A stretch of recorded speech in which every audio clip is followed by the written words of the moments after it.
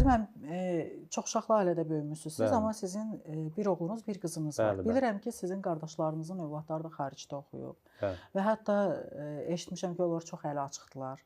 Amma sizin oğlunuz heç bir dövlət qurumunda işləmir. Yox, dövlət qurumunda işləmir. Bəs ənənə?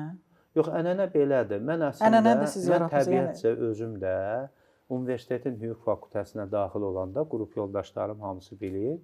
Hamı prokurorluq, polisdə işləmək oldu. Mən ümumiyyətlə hansısa bir dövlət qurumunda işləmək düşüncəsini heç vaxt daşımam. Biraz daha sərbəst və daxilən təbiətcə sərbəst insan olduğuma görə sevmədim bunu.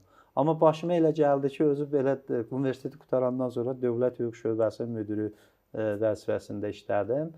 Bu insan seçimi ilə bağlıdır. Mən məsələn deyək ki, əksər insanlara daha çox özəl sektorda öz demək qabiliyyətini realizə etmə imkanı tapmağın tərəfdarıyam. Yəni siz millət vəkili olaraq heç yerə zəng vurub deməmisiniz ki, Yox, mənim yox, oğlum mən işə heç götür. yerə, oğlum da işsizdir də, heç kimdən də mən xahiş edirəm. Restoran işlədir axı. Yox, restoran işlətmir. Restoran sadəcə biznesi öyrənmək üçün tək restoran yox, tikinti ilə də məşğul olur.